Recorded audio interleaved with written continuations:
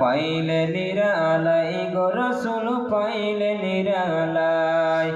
আমি দুই কদমে চুমু খাবো, দুই কদমে চুমু খাবো, কদম ধুলি মাখবো গায়। পাইলে নিরালাই গো নবী পাইলে নিরালাই, পাইলে নিরালাই গো রসুল পাইলে নিরালাই। আমি দুই কদমে চুমু খাবো, দুই কদমে চুমু খাবো, কদম ধুলি মাখবো গায়। পাইলে নিরালাই গো নবী পাইলে নিরালাই, পাইলে নিরালাই গো রসুল পাইলে নিরালাই। আপনারা আমার সাথে সাথে বলবেন পাইলে নিরালাই গো নবী পাইলে নিরালাই, পাইলে নিরালাই গো রসুল পাইলে নিরালাই। দয়াল নবী কত দূরে লোহিত সাগরের তীরে, দয়াল নবী কত দূরে লোহিত সাগরের তীরে।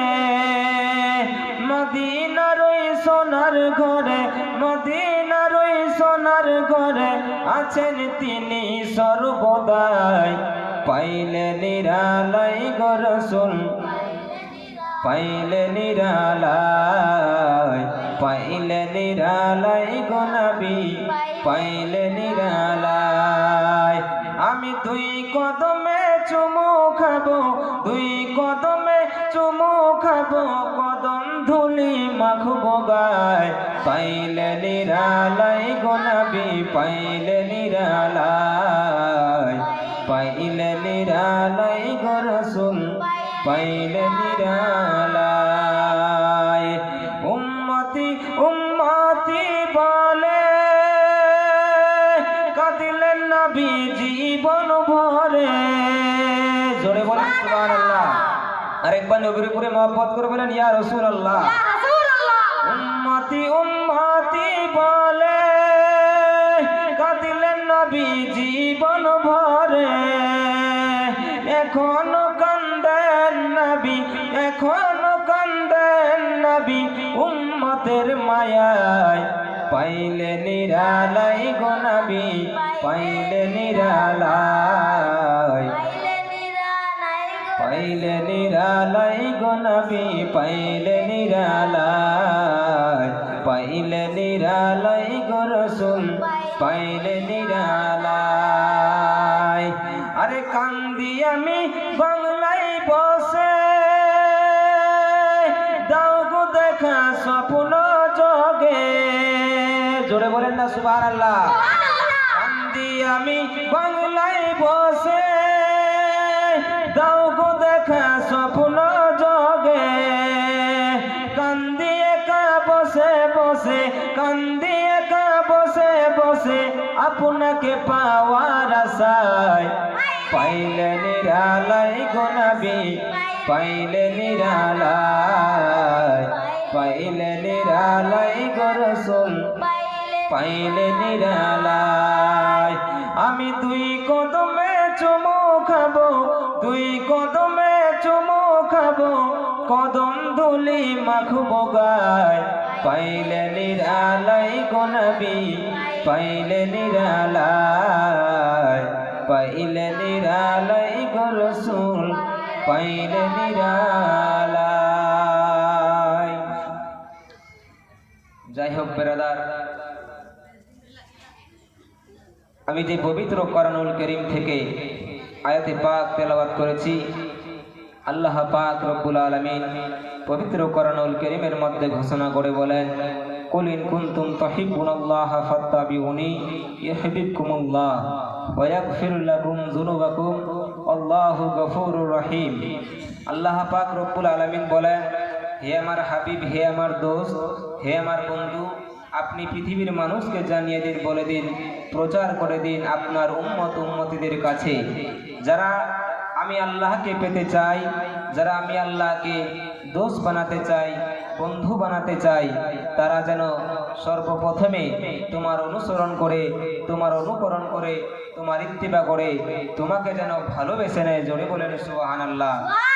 ব্রাদার, আমার আপনার নবীকে মহব্বত করলে, আমার আপনার নবীকে ভালোবাসলে পরে কি পাওয়া যাবে? আল্লাহ পাক রব্বুল আলামিন আগে বলছেন, ওয়ায়াগফির লাকুম যুনুবাকুম আল্লাহু গফুরুর রহিম। যেই ব্যক্তি আমার হাবিবের অনুসরণ করলো, যেই ব্যক্তি আমার হাবিবের অনুকরণ করলো, যেই ব্যক্তি আমার হাবিবের ইত্তেবা করলো, যেই ব্যক্তি আমার হাবিবকে আপনার ভালোবেসে নিল, তার জীবনের সমস্ত গুনাহ খাতাকে আমি আল্লাহ পাক রব্বুল আলামিন মাফ করে দিলাম। বলেন সুবহানাল্লাহ। সুবহানাল্লাহ।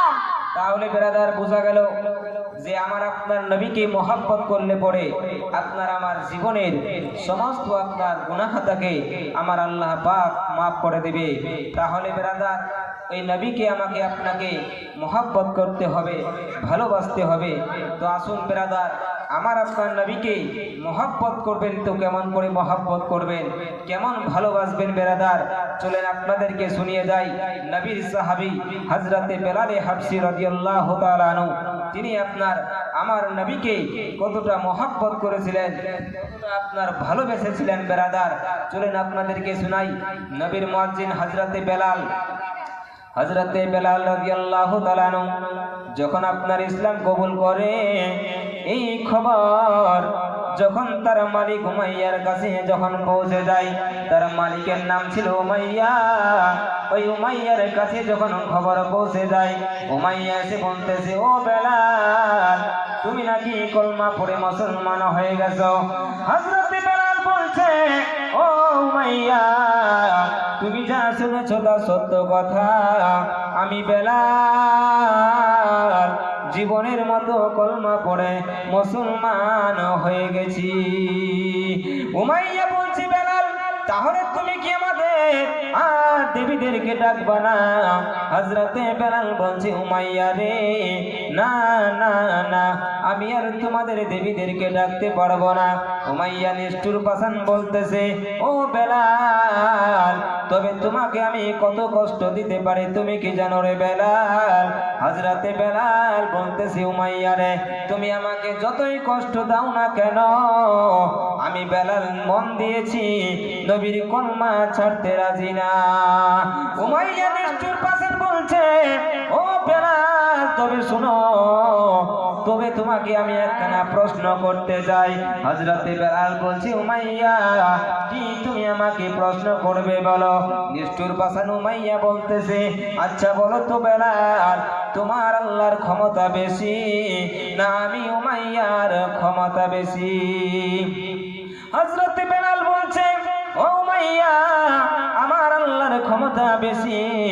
যখন আব্বাজি আমার এই কথা বলা, উমাইয়া নিষ্ঠুর পাষাণ বলতেছে, ও বেলাল, আচ্ছা তোর আল্লাহর যদি ক্ষমতা বেশি হয়ে থাকে, এখন আমি তোমাকে উমাইয়া চাবুকের বাড়ি দিয়ে মারবো, আর দেখবো কেমন করে তোর আল্লাহর ক্ষমতা বেশি হয়। নিষ্ঠুর পাষাণ উমাইয়া ঘরের ভিতরে চলে গেল। ঘর থেকে আব্বাজি আমার একখানা চাবুক বের করে নিয়ে আসলেন। ওই চাবুকখানা বের করে নিয়ে আসার পরে হযরতে বেলালকে আব্বাজি আমার সাফাত করে বেলালের শরীরের মধ্যে যেন আপনার কিনা আঘাত করে। বেলাল শুধু আপনার কান্না করে, বেলাল চিৎকার মারে কান্না করে, তবু আপনার মুখ থেকে কলমা পড়ে, লা ইলাহা ইল্লাল্লাহ মুহাম্মাদুর রাসূলুল্লাহ। জোরে বলেন সুবহানাল্লাহ। সুবহানাল্লাহ। হযরতে বেলালকে এত মার মারছে বেরাদার, তবু আপনার বেলাল কলমা ছাড়ে না। তবু বেলাল রাদিয়াল্লাহু তাআলা আনহু আপনার মুখ থেকে কলমা পড়তেছে, লা ইলাহা ইল্লাল্লাহ মুহাম্মাদুর রাসূলুল্লাহ। জোরে বলেন সুবহানাল্লাহ।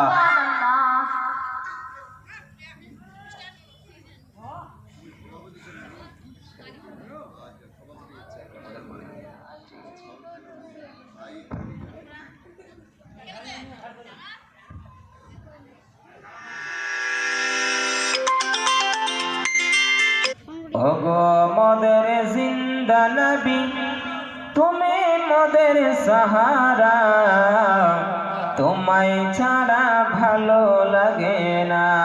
জোরে বলেন সুবহানাল্লাহ।